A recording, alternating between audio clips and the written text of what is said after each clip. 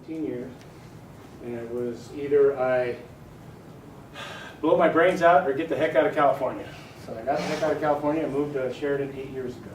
I've been with Sheridan 3 years since. So I've been around a lot of stuff, seen a lot of things. I know you guys, how many CSI fans are in the class? Okay. And what's this other one, Dexter? Yes. I've never seen Dexter. Is it better than CSI? It's about a serial killer who works for the police and he kills bad guys. He kills serial killers. He's a serial killer. He's a serial killer who kills. And he's a blood splatter analyst. Complicated stuff, that blood splatter. Anybody want to get their feet wet with a question? How bad is crime in California compared to Sheridan? There is no comparison. Sheridan's. Obviously much worse. Breaks down to 5 to 10% of your population are your criminals. So the larger your population, the larger number that's going to be. So you can look at any city in America, and that's pretty much the breakdown. By and large. So what's like the most intense things? Name. Like murder? Many? Many. What's the most gruesome things? Actually, the murders have been fairly run of the mill. Somebody gets shot with a gun, unless it's at real close range with like a big gun or something, it doesn't make a big old messy scene. And half the time they get carted off to the hospital, and then we just get this crime scene that we have to manage and take care of. So gruesome murders haven't been around too many. Well, there was one, but I don't want to go into it. Had some bad things. Yeah, the crime and where I came from was way worse. And put it this way, at this time, at the high school I worked for a little bit as an SRO in California, we were already having riots out front every day after school. So, Wow. race riots. So it was, I love coming to this school. You don't have a lot. It's pretty homogenous race-wise in Sheridan. It's kind of unfortunate, but just It's not that Sheridan doesn't have crime, because we have 5% of our people that like to live outside the law, so we have crime, and sometimes it gets pretty ugly. Any other questions? Are there any permanent damages to being tased? Depends who you talk to. Do you I've been get brain tased. damage? I have no permanent damage. Worst 5 seconds of my life, but no permanent damage. By and large, it's not the taser that hurt you. I did, in order to carry it. But it's not the taser that hurt you, it's what you hit as you're falling down. So if I bounce off the table, that's where I get my injury. I've heard pepper spray is worse than tasers. Pepper spray lasts for probably 45 minutes. So yeah, it's worse. I'd rather take 5 seconds of agony as opposed to 45 seconds of excruciating pain. So when you go to get tased, is there like 2 options? Like you can do the shorter one or the 5 seconds? 5 seconds. Oh, okay. Can anyone buy a taser? Yes, they are available to the public. Do you recommend that people, so a lot of people in Sheridan, there's no more concealed weapons permit, but so a lot of people that I know have handguns next to their bedstand or whatever to protect their home or something. I keep a thing of bear spray because similar disabling effect, but no like lasting damage. True. I don't know if I've ever heard a police officer's recommendation on this. Do you have a recommendation of bear spray, taser versus Well, every gun? time I've pepper sprayed somebody, I've gotten some on me. Oh, that sucks. Yeah. So imagine go spray somebody with bear spray and then you end up with it in your face. How are you going to defend yourself? Yeah. We have this both of us, right? Yes, my buddy, he accidentally, his dad had bear spray, and he wanted to spray some. We sprayed a little bit, but just like the fumes were in there for like 2 days, and every time you walk in there, your eyes would start watering or something. We used to mess with each other in California. You walk by your buddy's police car and spray pepper spray down the vent. Oh. And it's nice and hot in California, so the first thing he does is turn on the air conditioning.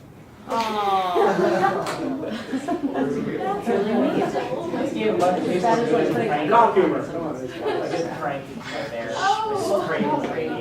Okay, all you CSI fans, ask me something about crime scene processing. You're up. Okay,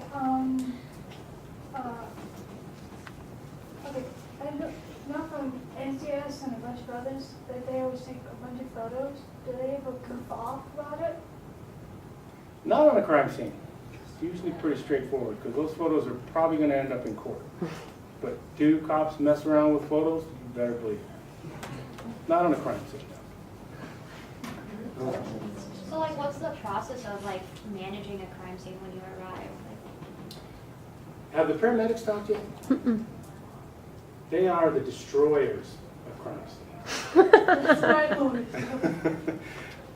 You know, luckily with my former agency, we had the authority to pronounce death. Oh, So if I nice. went to a homicide scene, or if I go to a place where somebody thinks somebody's dead, and I look at it, I determine this guy's dead. I don't have to let paramedics in. What if you're wrong? I know I'm not wrong. Okay. If I'm in doubt, I let the paramedics come in and trash my scene. Okay. But if there's no doubt, if it's obviously dead, if the body's here and the head's over here, I don't let the paramedics in. Okay, because they come in, they start opening plastic bags, they start cutting clothes, they start throwing, Yeah. and I'm sitting back going, you cut right through the bullet hole. Why couldn't you cut around the bullet hole? You went right through the middle of it. You know, it's that kind of stuff. So we have our little chat back and forth. How long does it take for a scene to start degrading? Like what goes first, what steps? Ooh, goodness, it depends cool. on the Good scene. question, Bradley. A lot of times you have chemicals that are dissipating, like in a meth lab situation, and that's real hazardous. If any of you ever suspect a meth lab, the last thing you want to do is go there and take a breath. So you have that going on. Bodies decompose over time, but it takes time. And you got to remember, the body is a piece of evidence. There's a whole bunch of stuff you can determine. Body temperature, the coroner's going to go in there and figure out what the core temperature is. That tells them about how long this person's been deceased, whether it's got rigor mortis, lividity, other things that happen to a body. So everything will deteriorate. The faster you get in there, the better.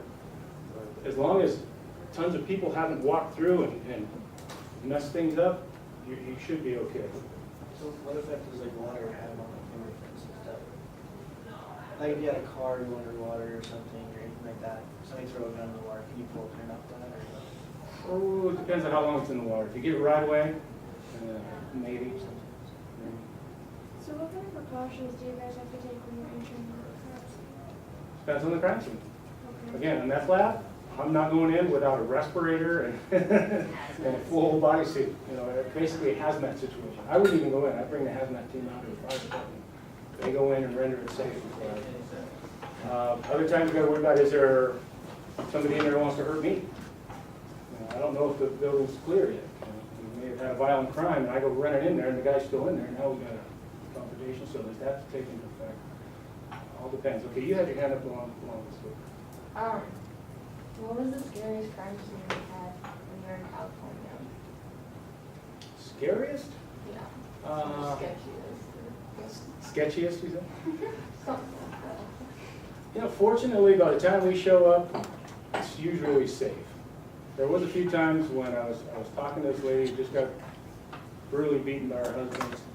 And I had my back to the street, but I had some backup officers out there who were looking for her husband. So I felt safe keeping my back to the street. Normally I'd be around the other way so I could face out there. All of a sudden she looks over my shoulder and she lets out this blood-curdling scream. And I'm thinking, I'm about to get shot in the head. Well, spinning around, and it was just a car driving by. So, you know, stuff like that happens where it freaks you out. You think you're in imminent danger and you're not. But, for the most part, I get there, it's pretty locked down, it's safe, there's plenty of cops around. We don't watch each other's back. Who's next? Go ahead, Mike. Oh, okay. So like, you know, like border patrol and stuff like that, how like a lot of the times when immigrants would start swimming across water or like something happened, they throw their body in the water or something like that. Like, when it sinks, doesn't it take like 3 or 4 days for that body to actually resurface? I'm not sure of the time frame, but eventually it will resurface if it's not weighted down with something. Why is like, it? how does that affect like evidence? Like if you find a body that's already in the water long enough for it to resurface? The flesh by then is going to be pretty deteriorated, so it's going to be hard to determine. I mean, coroners can figure this stuff out. That's way beyond an officer or a crime scene investigator. They can determine whether somebody has some bruising prior to death or something like that. The bones are going to probably be a better piece of evidence at that point. whether they were broken or something like that. When you find like fingerprints at a crime scene, how do you find people? Like, you just bring people in and ask them to give up their fingerprints? No, what we do, in Wyoming it's very difficult. California was way easier because we had a better fingerprint database. Basically, anytime somebody gets arrested, their fingerprints are taken. Those fingerprints are kept on record somewhere. Unfortunately, Wyoming doesn't have a state database, so we got to go through the national one. So we can put these prints, if we get some prints off a crime scene, you can stick them in the computer, which does a preliminary investigation of the crime, of the fingerprint, and begins to compare it to millions upon millions of fingerprints. It could take months, but it'll find 2 or 3, maybe 4 or 5 that are possible matches. Then the fingerprint examiner has to sit down with his little magnifying glass and tediously go fingerprint by fingerprint and see if they match. What do you do if a fingerprint isn't in the database? Do you do It that? stays on file. I took a burglary report one time. The lady reported somebody broke into her house, had a piece of glass. It was a good piece of evidence because the person had broke the glass and then they grabbed onto a piece, pulled it out of the frame so they could crawl through. So I had his fingerprints on both sides of the glass. I had a thumbprint on one and fingerprints on the other. Nice. That's perfect evidence because that shows the window was broken. He reached in and grabbed to pull it out, right? Got perfect prints off of that. Submitted them, never heard anything. 3 years later, I get the notice that I got a hit on those prints. In other words, they run them through the system again, boom, they figured out who it was. My suspect had just turned 12. Aww. He had finally gotten his fingerprints somewhere, somebody printed them and put them into the database, and I got a match. And it turned out being the poor lady's grandson. Stealing from your grandma? That's how you know you're going to hell. I'm just kidding. Just kidding. I'm just kidding, but really, don't steal from your grandma. Just kidding. Can't hear. While you're at the school, what problems do you expect most to have to deal with? Like, Oh, what are probably. you here mostly for? I'm mostly here for security. I'm here to try to do my best to keep you guys safe. That's my first and foremost job. That's why you see me walking the hallway and going around making sure no doors are propped open like somebody wants to come back and have an easy access in, that kind of thing. That's the first thing I do. Then I deal with whatever happens on campus. Fights, drug possession, any bullying, situations that rise to the level of a crime, I deal with them. So is there like a different sort of due process that a student will get if they are, you know, found with drugs on campus rather than if they were found with drugs like in a vehicle stop? Nope. Same laws apply. Yep, ask for Jay-Z. He knows.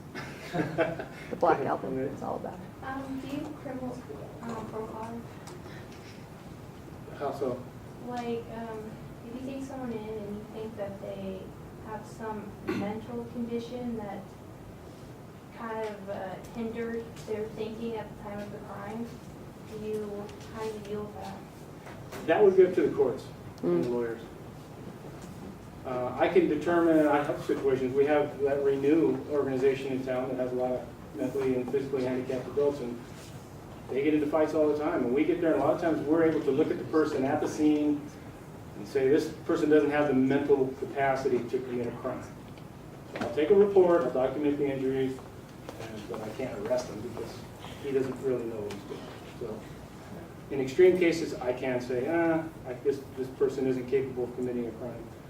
Otherwise, I take them to jail and then the court figures it out. The lawyers, and they hire the experts.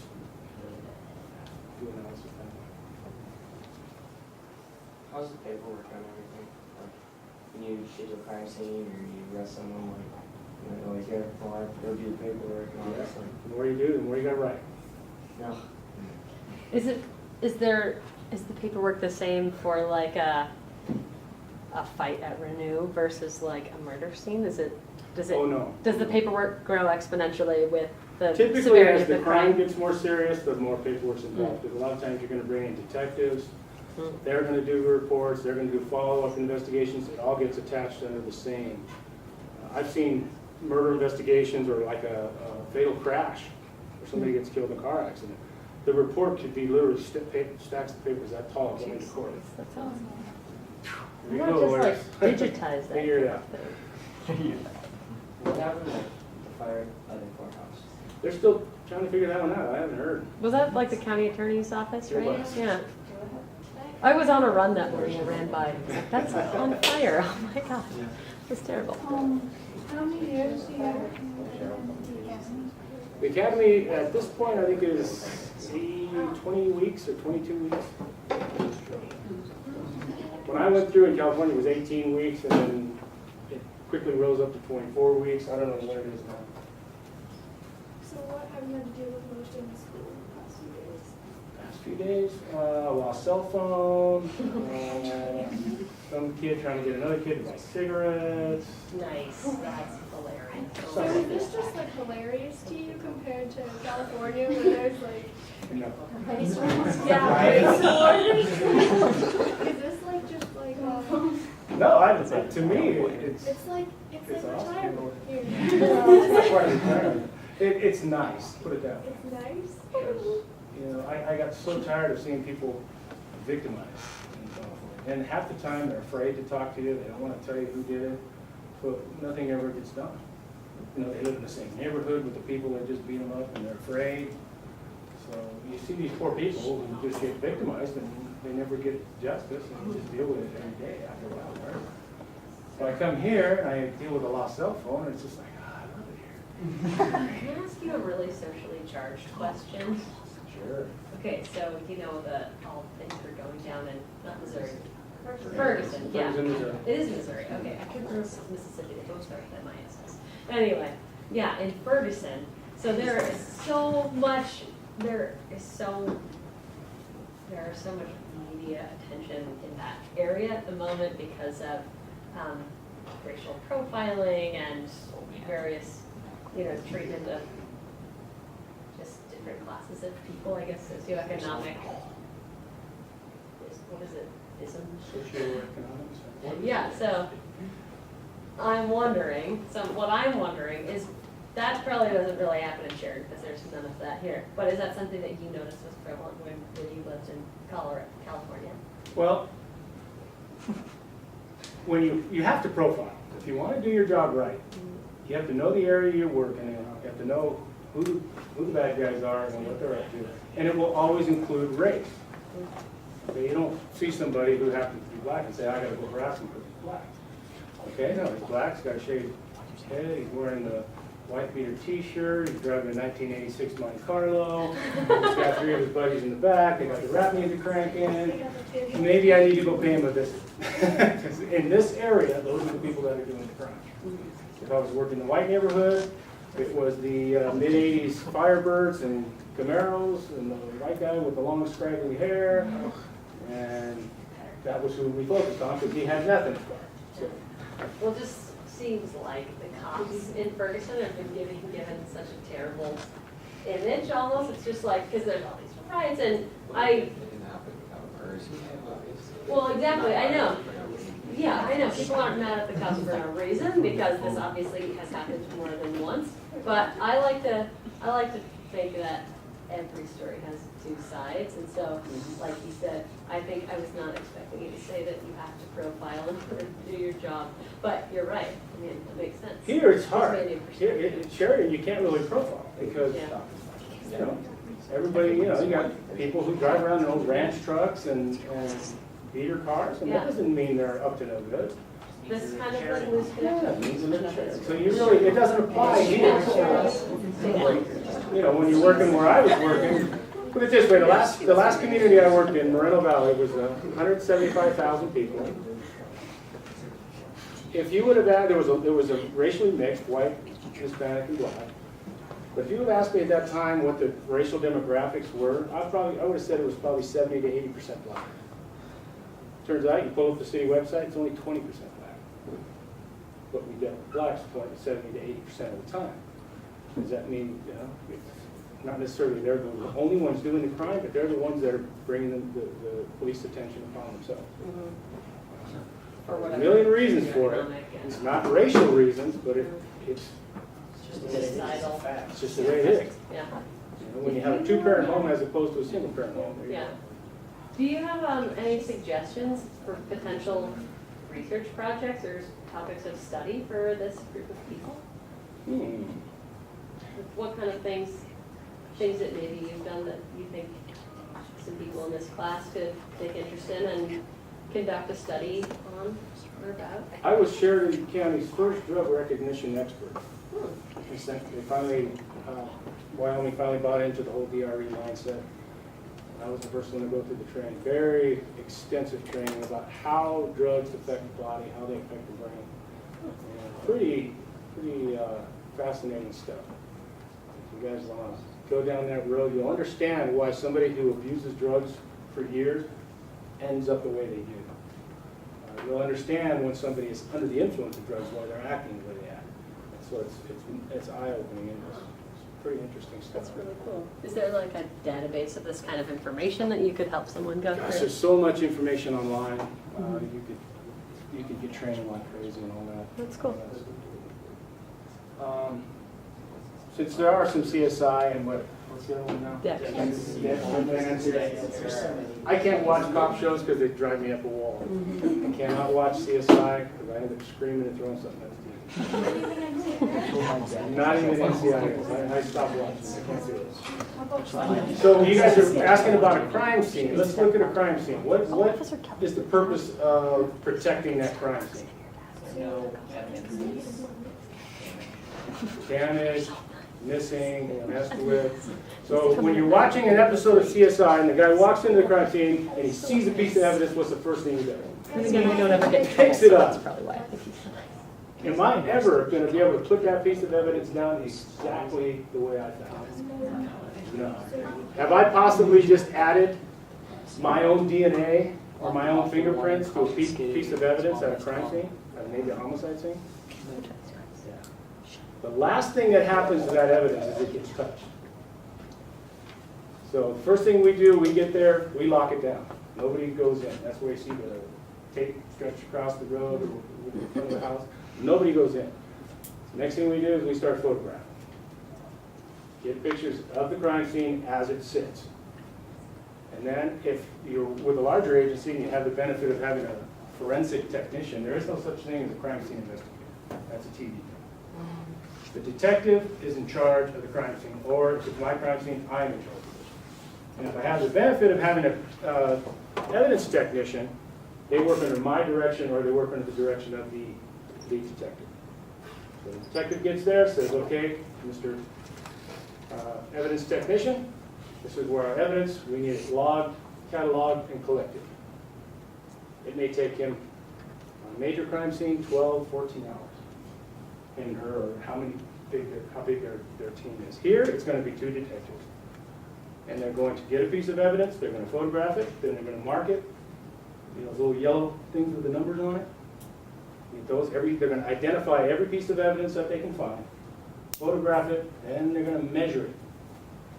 Okay, it's X amount of feet from that wall and X amount of feet from that wall. All that's going to be logged down. Then when they collect it, they write the date and the time it was collected and what was done with it. Why would we want to do that? So you can rebuild the crime scene. Perfect. You were going to say it too. Pretty close. Yeah, because it may go to court, and the judge may say, you know what, I want my jury to have a really good idea of what happened here. We need to rebuild that crime scene. So we go in there, order storage, pull all that stuff back out, and now we go down and log it and place everything back just the way it was found. And if I walk up in there and I start picking things up and moving stuff around, I've just ruined that opportunity. Okay. Very important.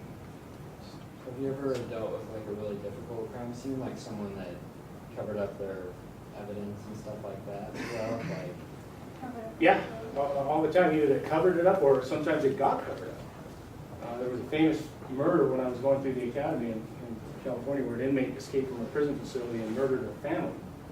Horrible. They brought all the crime scene pictures and showed us in the academy. It was horrible. And the problem there was it was such a horrible crime scene that all the bigwigs in the department wanted to come look at it. And one of the guys happened to be a chief deputy, which is like second guy right under the sheriff for the San Bernardino Sheriff's Department. Gets back to his office kicks his feet up on the desk, and there's a shell casing in his boot. From walking through the crime scene, he collected a piece of evidence on his boot and went back to the station, all mangled and messed up. So it happens. So that was one piece where that evidence was ruined. They didn't know where it was. It wasn't my investigation. They didn't know where it was. It was deformed by the time they found it. So I mean, stuff like that happens. But a lot of times the shell casing will roll under something, or you're thinking, wait a minute, this guy was shot 5 times, only got 4 shells here. What's going on? So, and that's where it's important to keep those darn paramedics in line when they come into your scene, because they'll walk off with your evidence too. Make sure you tell them I said that. Anything else? So like, game wardens that are talking about law enforcement and anything like that, are they just as, trained and have to go through everything, police officers and sheriffs and stuff like that? They will go through the same academy down in Douglas. They'll go through the same academy, and then they'll get additional training with game and fish laws. But they are full-fledged police officers. They have the same authority as you. But they focus on. When you're driving through Douglas, so they train them to catch you. Trust me. Is that Congress out Yes. Got your license in too. What? Got your fishing license in too. No, it was not anything to do with fishing. It's just driving. What's the difference between being a sheriff and a police officer and a highway patrol? Like, I understand that there's different boundaries, but what, like duty-wise, what's different? Other than that uniform and where the outskirts? It's just basically where your jurisdiction is. Okay? Highway Patrol is state. It's a state agency. Sheriff's Department's county. We're city. So I stay within the boundaries of the city. The Sheriff's Department can go anywhere in Sheridan County. Highway Patrol can go anywhere in the state of Wyoming. We all have the same authority, but we focus on different things. Sheriff's Department and the PD, we're same focus. We're doing the same job. Highway Patrol, they are primarily traffic. So if they have to go somewhere and actually do a burglary report or something like that, they're lost. Crash teams, they're great. So like, before you were a student resource officer and you were like an actual officer around town, what would like a day look like? Cause like, I always see the like cops at Perkins and stuff just hanging That's out. Highway Patrol days. Don't get that, you know. You gotta remember, we're a reactionary department. There is some proactive stuff we do, mainly deals with traffic. Because I have to have a lawful reason to stop you. Right? So you have to violate a traffic law or something to give me a right to detain. So I can do a little bit of that, run traffic, see somebody jaywalk, or somebody who looks intoxicated, I can legally contact them. But we respond to calls, 911 calls. People calling stuff in, that's primarily what we do. And then anything we can do when we're not busy with calls, we're looking for bad guys doing stuff. And each day is different. Sometimes you get pounded with calls, and sometimes you hardly have any. When you're patrolling, how far do you put on your car a day? Oh, as much as 100. Anywhere 50 to 100. Well, remember, we're 12-hour shifts on Yeah, patrol, you just- so we have a lot of time.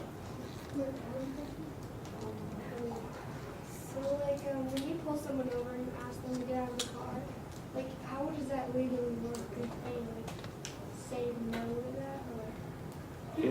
It is expected that if an officer asks you to get out of a car in a traffic stop, you are required to do so. Okay. If you don't, that's called resisting, or you're violating another law. I'm gonna feel like them searching your car. How can they legally do that? How can they legally? Well, like if they, yeah, it's probable cause. It's probable cause.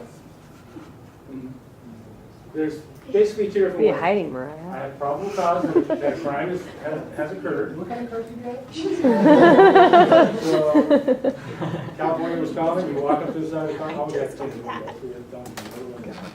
And I see a metal pipe. I have every right to go in that car. Because if I walk away, they can destroy my evidence. So I can say, get out. I can arrest him right then and there. He has something that's illegal. If I smell the odor of marijuana when you roll your window down, I have probable cause that there's a crime being committed. Other than that, it's consent. I can ask you. you have anything in your car? Do you mind if I search? You say, yeah, I can search it. And with a warrant. If I believe a crime has occurred and there's no exigent circumstances, I don't have to get in there right away. I know, I every seize single the word, car 99 and problems. write a search warrant. So what if you do search the car and you think you smell weed or something or alcohol, but there's nothing to say that it's in there. So You say, thank you, ma'am, for your cooperation and have a good walk night. away, sorry That's for it. the privacy invasion. It's not an invasion if you allow me to. Okay. But if you have Homeless.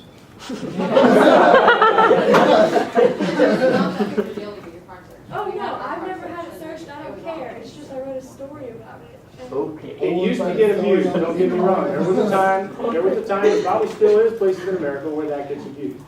There were dirty cops who knew the person was a drug addict, who knew they had drugs in the car, so they would just search the car and then write in a report that he said I could search it. And that's happened over time. I've never seen it happen, but it has, I have to admit. Okay, gosh, who's next? I think you. Oh, my hands. Oh. What if you don't know what marijuana smells like? Like the cop? Yeah, the cop. It's like part of I your grew up in the training. 70s, I know. In California. You're like, what do you mean? Like, what if you never grew up? You get trained. You learn what the smell of marijuana. Yeah. Just go to a Dave Matthews concert someday, Ben. Oh gosh, that's probably a pretty high Or percentage. OAR. If you look at, say, our domestic violence cases, probably 90% are drugs or alcohol, primarily alcohol. And very seldom do you go to a domestic dispute between two sober people. Mhm. So drug use, and then there's a gazillion other crimes that come out of that. Whether they're stealing to support their habit, whatever. So have you ever gotten in like a car chase? Yeah. Like what's the fastest you've ever had to do in order to pursue a car? In actual pursuit, I think my car would only do 110. We should wrap up the questions so that you guys have time to do fingerprinting. About 15 minutes or so. Okay. I mean, if you want to take a couple more, you can. Steven hasn't gotten asked one yet. What crimes like do you deal with like mostly in Sheridan? Like what is the main crimes that you deal with? Probably domestic disputes, probably one of the highest. And DUIs. Yeah, DUIs, I would have thought that too. Tristan, we haven't had a question from you yet. Go ahead. Alright, so if someone would do an internship at the police department, what would they do? I just talked to a young man that just got hired on as an intern. Just go down there and ask, how do I become an intern? I'm sure Yeah, there's I a- applied one for the school. So, What kind of activities do they do? Do they go on ride-alongs or? You'll have the opportunity to go on. It's not just a You're movie. gonna do a lot of office work, a lot of paperwork. All right, real I wanted to quick. ride along in college. It was fun. Now, years ago, I had this cool little tackle box that I carried all my fingerprint stuff in. And then the tackle box wouldn't fit in my bag. I realized paper plastic bag was just as good. You know, you can spend all that money on the expensive box and fingerprinting stuff, and it doesn't work any better than this. That's why. But it works.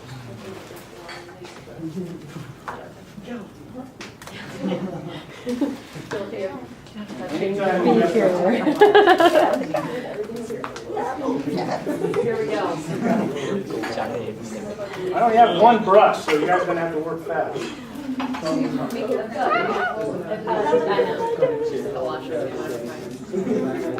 What if somebody wore like a rubber shirt? You could tase them.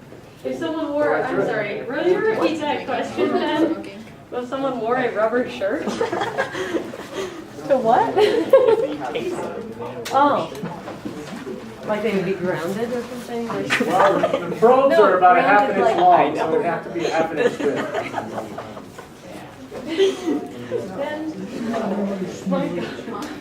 Then, I'm taping your mouth shut on Friday. Just so you guys know, Friday we have a psychology research person coming in. There are a lot of people who want to do like psychology studies. No, it's actually Mr. Rainey. He is awesome. Oh, I know, Mr. Rainey. He's awesome. Plug in the fireworks class. He's great. And Anyway, so Mr. Rainey's coming in, he's gonna talk about psychological research for those of you who wanted to do that. There are a few of you, anyway. But tomorrow, while Officer Pitchford's getting us ready, I'll just tell you, tomorrow, we don't have a speaker, but we are gonna work on your first article review, which is due Friday. So, should be working with him. Yeah. So if you want, tonight, find your article that you can review. Remember how to find it online, and then you can do your little review. Yeah? Could I bring in that book? Absolutely. Yeah. If you want to bring in your own resource from outside of the classrooms, or from off of line. I'm kidding. Okay, I'm gonna have it. Anyway, take your phone and stick it on there. Okay. Okay, this is my piece of evidence. I've already measured it, I photographed it, I've logged it. Now I'm gonna pick it up, because I know exactly where it is, and I'll be able to put it right back when I need to. In order to get fingerprints, all I need is some real fine fingerprint dust, fingerprint Makeup brush, brush. piece of tape, and something to put the fingerprint on. Okay? I haven't done this in ages. We don't do this much in Sheridan anymore. Darn. I want to How pretty overdust it is. I like that brush. Okay, you see where your print's coming out now? That's my butt. Dude, look at that. See that? So Now, you couldn't see it before. So if you didn't know that Mac's fingerprint was on there, well, you maybe could tell because it's glass. Maybe. Okay. You would just have to dust the whole thing.